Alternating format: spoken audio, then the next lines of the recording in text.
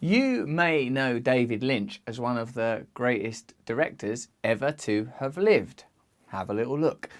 But I know David Lynch as a great advocate of meditation, a man who attributes much of his creative brilliance to the transcendental meditation technique, which he, through his David Lynch Foundation, which I think he named after himself, teaches to people who can't afford to pay for teachers and don't know how to meditate yet. In this conversation with David Lynch on my podcast, Under the Skin, available from Luminary via Apple, or if you've got a different type of phone, you can get it, I don't know, off of podcast places. We talk about meditation, the power of meditation, the impact of meditation on creativity, and oh wow, consciousness is the primary goal. There's an infinite world of universes. Isn't this exactly the type of conversation you want to participate in with David Lynch talking about infinite universes? That's where I want to be. Have a look, stay to the end, tell me about your meditation techniques and what you want to learn. Let's watch David Lynch right now. Do you have a sense of mission, David? No. I have a thing where I feel like I'm on the path. I'm not enlightened, but I have, there are people that are, sort of here, highly evolved people. And then there are people who haven't really any interest in, meditation. And it's almost like two different worlds. They're far too far apart. I kind of play in the middle. And I can understand them to a certain degree, the higher, and I can understand, the people who haven't, got any interest, and I can somehow tell these people about meditation in such a way that they might, something might click, and they say, "Oh, I would really like that," and so I'm somewhere in the middle. And you feel that it's important to talk about it. I never like to talk. I never like to go in front of people. But Maharishi got me out, and through Bobby and Raja John, and I always feel high after I've talked about it. But before, it's a torment. I don't know why I got myself involved with it. But when I finish, I feel good. Yeah, you feel incredibly anxious in those in those moments of anxiety and fear. How useful to you is the connections that you have made in the transcendent, or how useful is your practice? How to do that? You use it? I feel like, see, we don't know what we would be like without meditation. So even though I have anxieties, I'm pretty sure they're much less than they would have been. Do you see what I mean? I can't prove that. I don't know. But I get through it, and I'm a pretty happy camper. Yes.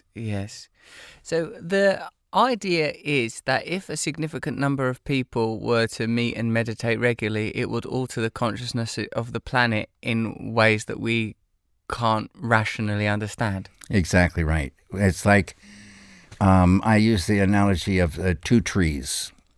One tree is for the individual, and one tree is for the world. And the individual tree, you see that the branches are drooping, the leaves are kind of brown or yellow, they're not like all beautifully green, and the tree is not in good health.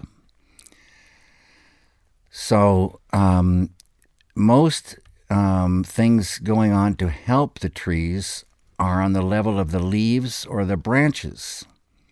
And all these charities, all these different things they're very good, but they're not on a deep enough level. And so the experienced gardener, they say, waters the root. And so this is where meditation comes in, to this transcendent. Get to that deepest level, and automatically the whole tree starts coming up to perfection. The leaves get green, the branches get really strong. Then flowers appear, and they could represent higher states of consciousness, and then that fruit appears, enlightenment. In the world tree, it's the same thing. Water the root. And the peace creating groups are diving within as a group, and they say the effect is quadratically squared more powerful when they're together in a group. So it's very, very powerful enlivening of this transcendent, the same feel the individual is experiencing, but because it's a group, it's very powerful. And as Raja John says, it goes isotropically in all directions at once. Boom, big power. And it goes at the speed of light. Boom, out when they all light up. And so it's easy to see at the speed of light. It goes over to Kansas and, down to Australia from India very quickly. And it raises collective consciousness. And so all the branches of the world, all the leaves of the world start getting better. Like they say, a man goes to bed filled with anger and wakes up and wonders where it went. It just makes everybody feel better when you enliven this thing. It makes them not want to kill people. It makes them, start changing and enjoying life. And so this is the secret, watering that root, getting it from that deepest level, and taking advantage of these technologies. And all these things are in the works, but these groups aren't big enough. And still people, it seems like the billionaires of today are the last people that will see the truth of this, and the poor people are the ones that would want to help, but they don't have the wherewithal. Well, this must mean then that consciousness, or Brahman, is the primary element of reality, and that the material world of phenomena is secondary. We're getting into some heavy stuff here. They say consciousness alone is. And so if you think about it that way, every little squirrel and babbling brook and star and Russell and David and all of us, we're nothing but consciousness. It's weird. Consciousness can turn itself into all the things. And consciousness is, it's like so magical. These Vedas are the laws of nature, right?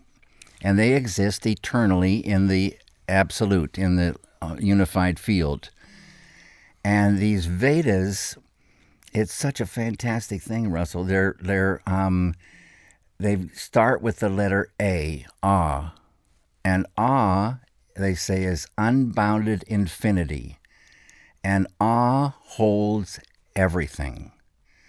And in Vedic mathematics, it's the big reverberating zero. It holds everything. And the analogy is like the hollowness of the banyan seed holds the whole banyan tree.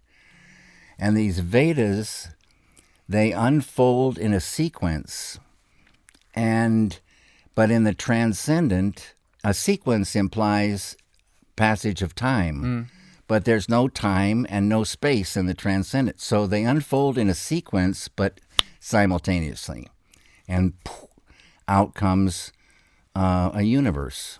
And they say universes are bubbling up in the space-time foam just while we're talking right now.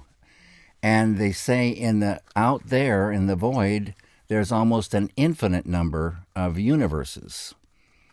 And there's a story about this young boy floating in the void. He's floating in the void, and in every pore of his body, his skin, there is almost an infinite number of universes. I hope you enjoyed that conversation. I love David Lynch. I think about him pretty regular because I learned to meditate through one of David Lynch Transcendental Meditation, DLF, David Lynch Foundation meditation teachers. And I love it. I love to meditate. I need it. Sometimes I've got to step out of this crazy world. Tell me in the comments how you relax, what meditation techniques you're into. And in fact, if you're in the United States and maybe even in some other countries and you can't afford to pay to meditate, I know the David Lynch Foundation are interested in helping you. Give this video a like, subscribe to this My Awakening Side channel, And if you enjoyed this conversation, sign up to Luminary, where my podcasts are available every single week. A new one, a deep conversation with someone, and a guided meditation that I do. That's my podcast, Above the Noise. Thank you very much for following me. Stay close to me. Have a look at that video if you want. Have a look at that one if you feel like it. Sign up to my mailing list. Stay free.